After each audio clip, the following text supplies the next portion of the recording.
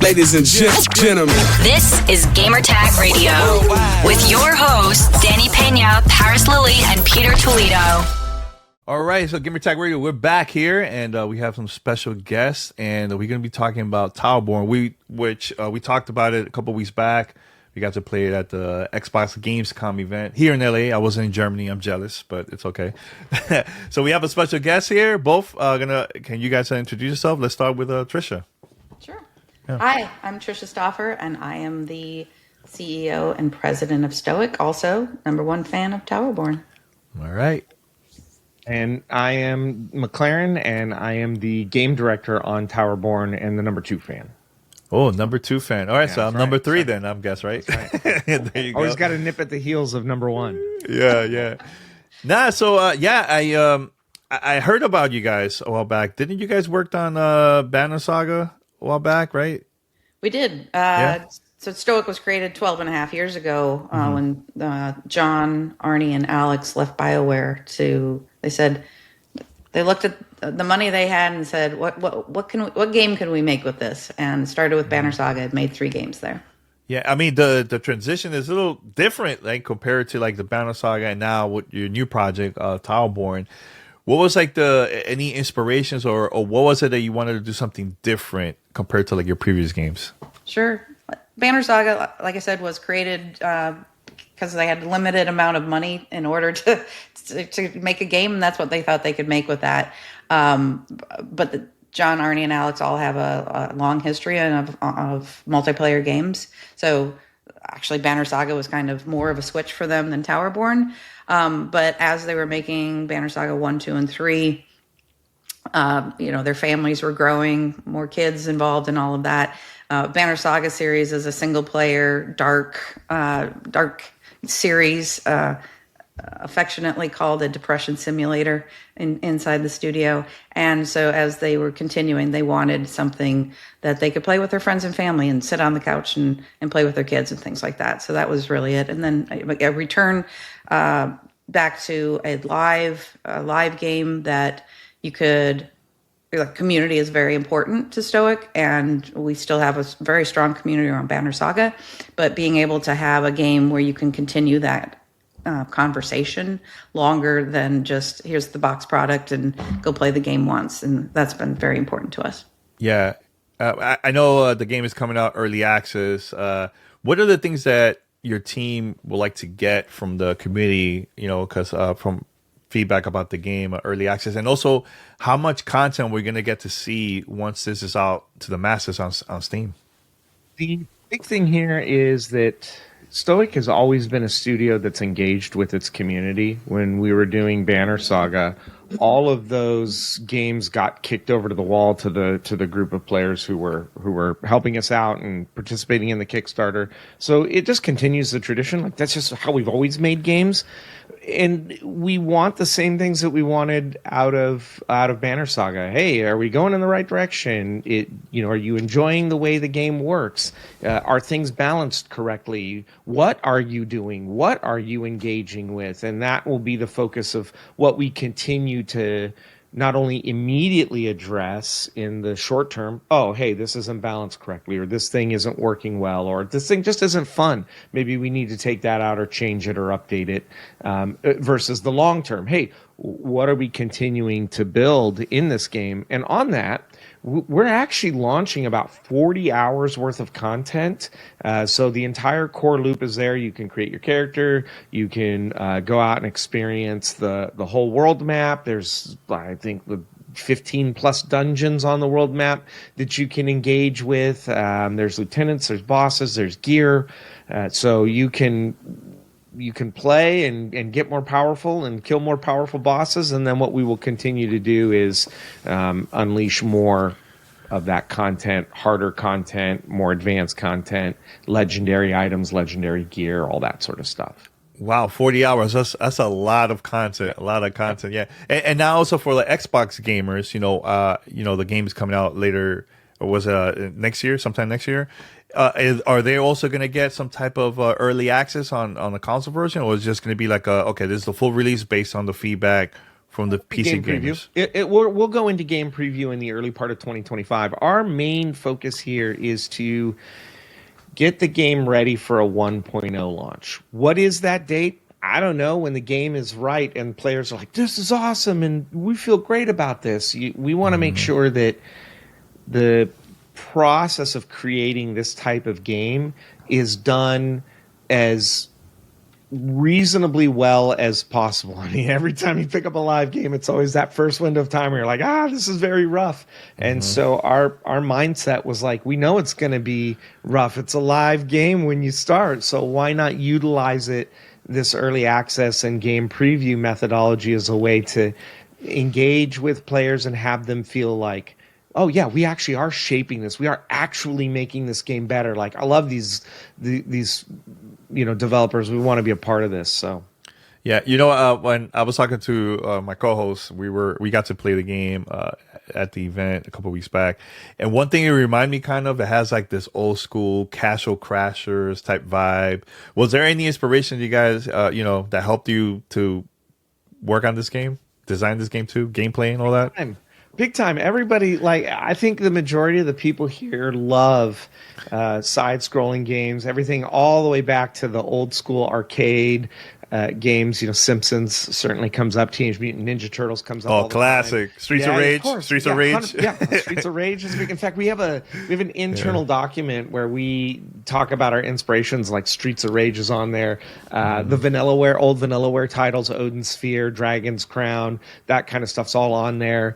That's cool. So yeah, all of that stuff was a huge inspiration for us. And one of the things that's really cool is, when we looked at it, there's a lot of single player games. In fact, all of them are single player, and they're very tight, short experiences. So like 9 to 12 hours. I think maybe the Vanillaware titles, you could push a much further thing, but those aren't accessible to a lot of players anymore. It's not like you can just go and play Odin Sphere or Dragon's Crown on Steam anymore, or at all. And really, the only living game that exists that's side-scrolling brawler is like an Eastern title. So there's nothing really in the West where we've said, hey, you could have a larger experience. We could continue to push the style forward. We can continue to improve on the combat, and we can do it all on the fly. And so it's just a really great opportunity to kind of address a missing spot for players. Yeah, and speaking about those type of games too, local co-op, are we gonna get to see that console version? Is it possible to also for the PC version if somebody has like their PC connected to the TV or something like that? Not when we release next week into early access. It won't be there. It is possible to do like a couch co-op on a PC. It's a lot of work though, too heavy. Well, yeah, there's some hurdles there, but yeah. I will say, when we come to game preview on Xbox, it's absolutely there, and it is fun. It's the great couch co-op games are kind of few and far between, and I said I was the number one fan. McLaren claimed number 2, but I'll put my husband in as 1.5 because he's put in nearly as many hours as I have because we did nothing but couch co-op as we were, for the last, oh my gosh. How many months has it been? 10 months or something. It is fantastic, and it's just it's hard to capture that feeling. It's fun to play online as well. It's fun to play, whether you're 1 to 4 players. It's super fun to play. But there's something about sitting there next to somebody. You can elbow them. You can talk about what's happening. It's fantastic. So we want to bring it wherever we can, as soon as we can, but we also know that it needs to be great. Like there's nothing worse than coming in and being unsatisfied with it. So that's our marker. Yeah. So while we got to play the game a couple weeks back, I noticed that my co-host has a different character that had like weapons different than mine. Mine was more of like the gloves, right? So is this like, for those that haven't had a chance to play the game, is it where you create your own class, or is it you select the class the beginning of the early access? We define the weapon types as classes, and so players can select from one of 4 different classes, and that'll define the weapon. So you've got Pyroclast, which is the War Club. You've got the Sentinel, which is Sword and Shield. You've got the Shadow Striker, which are the daggers, and then you've got the Rock Breakers, which were the gauntlets that you saw. And over time, we'll be adding new classes, so that will mean more weapon types, more play styles. And the nice thing is you can change your class anytime you want while you're playing, except while you're in combat. We don't want you, slowing down the group, messing around in your inventory. But it's pretty quick. You just go into the menu, you go to class, you select what you want to play in it, and it equips it, and you go. Well, he's a great question for the number 1 and number 2 fans of the game. Which one is like your favorite class? Oh, well, yeah. If you've watched any of our gameplay, I am Rock Breakers all day, every day. And but why is that? All the way. I mean, who doesn't love spin to win? Spin to win, dude. You just push a button and you spin, and you kill everything. I see that one. That one's pretty cool too. That one's pretty cool too. Gauntlets for me are great. I love the up close and personal nature of it all.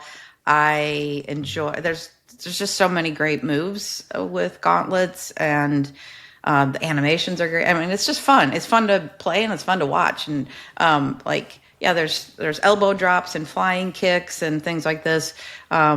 Moves that are inspired from the real world, kind of world of wrestling. And sometimes, like, my husband and I will be playing and we just make up our own rules. Like, okay, this level for this mission, only do elbow drops. Mm-hmm. And like, how can we be successful doing that? It's just kind of fun. Like, you can do your own thing. Yeah. But I really, really enjoy the animation, the look of the game, and also the music. Now, who worked on the soundtrack? Because, man, the music is really, really cool. Even exactly when you start the game, early access, it felt like it didn't sound repetitive. It was like it felt like it was changing the whole time. I don't know. Yeah. Yeah. It was really cool. Austin Wintory is back. Austin is an award-winning composer.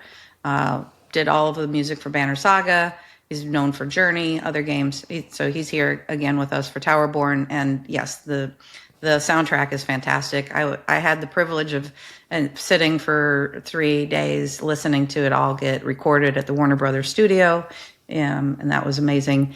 And yeah, even with the start screen, it is beautiful and gorgeous. And we have a dynamic music system in the game. So as you're playing through missions, there are so many, I don't even remember the count of the number of themes that were recorded, but as different things change during the mission, building up to, maybe the peak moment during the mission and winding down, it's very dynamic. It changes. And it's beautiful. People will love to, for those of us fortunate to already have access to the music, we just sort of put it on in the background and listen all day, and it's that lovely. Well, you got to release it in music services so people could, start streaming it, So now, another thing too. I know I talked about the animation. Like, how was the process of working on those animations and stuff? Because it looks really, really cool too in the game. Yeah, that's something that we started way back at the beginning of the project, right? The inspiration was Studio Ghibli and trying to achieve this playing in a cartoon or playing in an anime look. And it's been there from the start. Our art team has been very focused on it.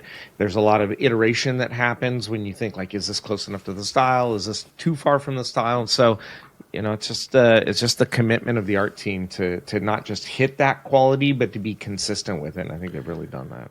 Yeah, the part I'm really excited about this game is, it's coming out next week, early access, but a year from now, it's going to be a totally different game. Like, how much do you think we're going to get to see based on the feedback from the community, man? 100%. I mean, that's the thing. If the community doesn't like us, we don't have a game, right? Like, we're serving the player, right? Like, there's only so much of it that belongs to us in the beginning, where we're concepting the idea, putting it all together, doing all the work to kind of build it, and then you hand it over. The thing is that if we don't have the mindset that the player is our customer or is the person that we're there to serve, then we're just building for ourselves, and we're not actually building for anybody to be in and actually enjoy this. This is a game. It's supposed to be enjoyed. It's supposed to be delightful.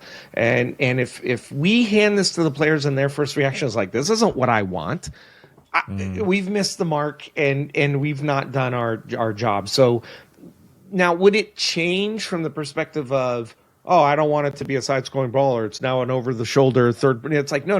That's not going to change. But where the game goes as far as content, as far as new classes being added, as far as difficulty, as far as the rewards and the challenges, that's going to continue to grow year over year based off of how the players interact, what they tell us, what they think about it, and are they enjoying it? Mm-hmm.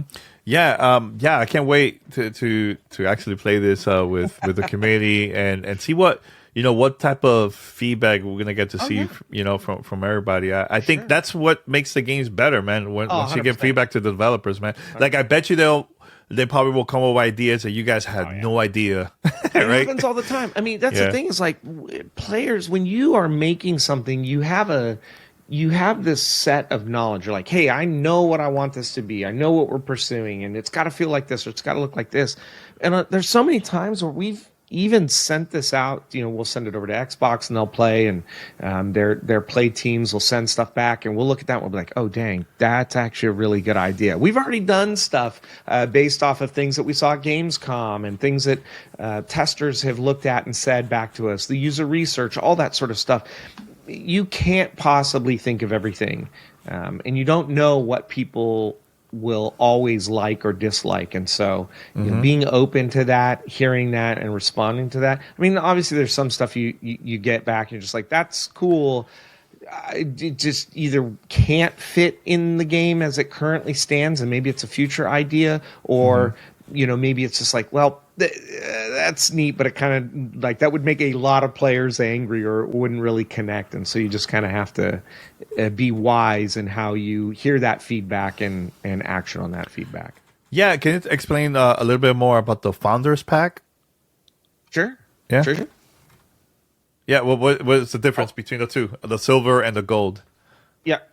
So the gold is the premier Founders Pack. It has a bunch of cosmetics in it, and the silver is the lower version, which has some cosmetics in it. Both of them get you access into the game and get you playing right away on the first day. We wanted to provide multiple options for players to come in at the point that they felt comfortable, and we continue to reiterate here that you don't need to if you don't want to. It will be a free-to-play game when it launches, but we want people who are excited about this game to have an opportunity to come in early, support us in the remaining development window, like that's pretty important, and then feel like I get a chance to have direct feedback to the developers. So both those packs offer that option, and the price points are set for how you feel you want to support Stoic and Towerborne. Yeah, this is very different now that you guys are going to free to play. Like, how scary are you guys when it comes to like making that decision, free to play? The thing is that there's so many different games out there, and they're all set at different price points. There are many games that have been free that are quite successful and quite kind and generous to their players, and then there are other games that are on the other end of that.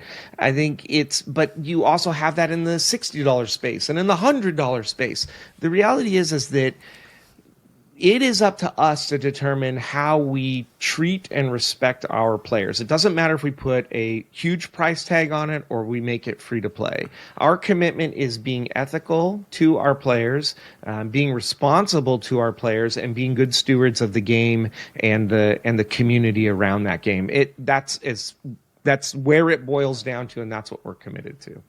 Yeah. I would add to that this game, we've been working on this game a long time, over 5 years, and it was originally pitched as a free-to-play game. We've never strayed from that, and we think that this game is powerful and interesting when it has as many players as possible.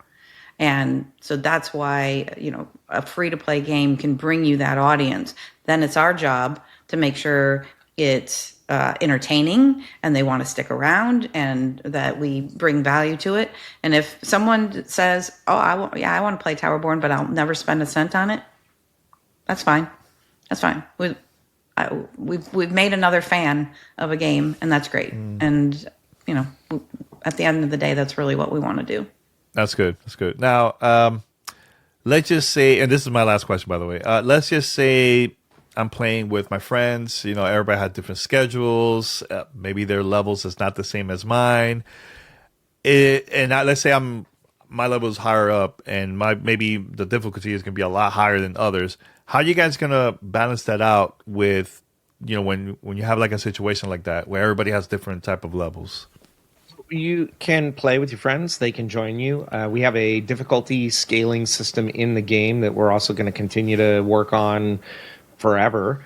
But basically, you can play at a lower level with them and help them clear content. Or you could, if you think you've got what it takes, you can carry them into more difficult content and try to keep them alive the best you can. Now, the loot isn't going to scale in the way of like, oh, I'm level 1 and you're helping me get level 70 loot. It's like, well, hold on a sec. There's going to be loot that's scaling more appropriately to the player in that particular level so they can grow. But you can help them get more experience so they could level a lot faster, and then you guys can be playing together. And so you have a lot of options there to kind of set the difficulty relative to you and to your group. Yeah, it reminds me of playing this old school game, Phantasy Star Online, where I'll see people with like high rank weapons and items, and I'm like, man, I just started. Yep, 100%. Well, that's what we want. We want you to feel like there's something to aspire to, and that there are people there who are going to help you and play with you and help you get some of that sweet loot and solve some of the bigger bosses and that sort of stuff. Like, you could play it solo, but why not play it with others? Yeah, I mean, is it going to be too hard playing solo? No. I mean, if you're blindfolded and set your controller down and just let everything kill you, sure. Yeah, I don't think so. I play solo a lot when and it's certainly we're making some adjustments, so maybe it'll get harder. Sure. But I think it speaks to sort of the depth of the game. It's a very approachable game. Like I said, I can put the controller in the hands of nearly anyone and say, hey, just hit X or Y and move around with your left thumbstick every once in a while, whatever. And they'll have fun, while we're doing it. But it's very deep as well. So you will learn about the enemies. You will learn what your weapon can do. You will learn about the combos that are most productive. You will learn about the Umbra that you should take with you. Like, we don't call it a strategy game, but certainly I do think about, like, I'm about to go do this mission. It's going to be in this biome. I might encounter these enemies. Maybe I should do something different with my loadout and think about that. Or maybe I want to find somebody else to come with me that might, help balance me and that sort of thing. So I think it won't be too hard. I think it'll be a great challenge for people who like something like that. Yeah, that's the exciting part. Yeah. And there's that upper end too gets really difficult, and so it becomes this measure of skill and how much you've invested in your character and what you've collected and put on yourself. So there are points where I expect solo and groups to encounter a very difficult experience and then rethink, what am I doing? How am I playing? Have I mastered my entire kit and my entire loadout? Am I appropriately geared for this? And I think we've sat down and talked several times about how we can't wait to turn on a Twitch stream and watch somebody do a gearless, deathless, no-hit run through some of the most difficult content. And I'm just going to be like, oh. Yeah. You get your popcorn ready, just I'm ready. watching the screen. Yeah, for sure. No, but thank you so much for taking your time from your busy schedule. And I'm excited to not only to play the game, but I'm very curious to see like the community, what they're going to be doing with the game and all that stuff. Also watching it on like Twitch and YouTube and all that stuff. So it's going to be a lot of fun. Can't wait. But, for those that are very curious about this game, like, and I know we explained a lot about the game here during the interview, but why they should try out this game once it comes out, early access? Why not? I think is where I stand. I think at the core of it, we've tried to really just lean into fun, which sounds like a nonsense word a lot of times. Well, what is fun and what does it mean? But really, when we play, it's about the feel of the controller. Are we laughing? Are we having a good time? Did we feel like the game was fair to us? Did we feel like it was appropriately challenging to us? Was it rewarding us really well? Whenever we get into groups and we're playing together and we're on Zoom or we're sitting next to each other, there's just a lot of laughter and banter and a lot of engagement. And I think at the core of this, we're trying not to take ourselves too seriously. We're just trying to create something that really gets at the heart of why people love this type of genre, and that is, we picked it up, we played, we had a good time, and it just felt good. It was okay to put down, and there wasn't a bunch of FOMO around it. It was like, oh, if I don't get back, I'm going to miss my day. It's like, no. Vibe. Have a great time. Enjoy it. And we just continue to want to build on that. And gosh, I hope people come in and try it and tell us, and so we can get better at it and fine-tune that. Yeah. My answer's a little shorter. It's Okay. fun. It's super fun. And you can play for 5 minutes or 5 hours. Take your pick. Like it's a lovely game in which you're like, maybe I just want to pop in and just play for a little bit. And then you get sucked into it because you're like, just one more time, one more tile, one more mission.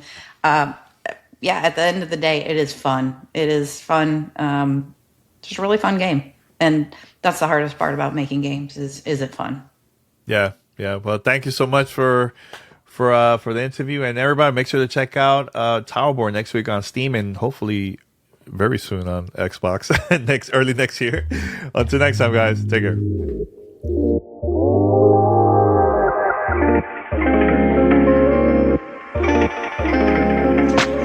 Thanks for listening to Gamertag Radio. Be sure to like us on Facebook and follow us on Twitter.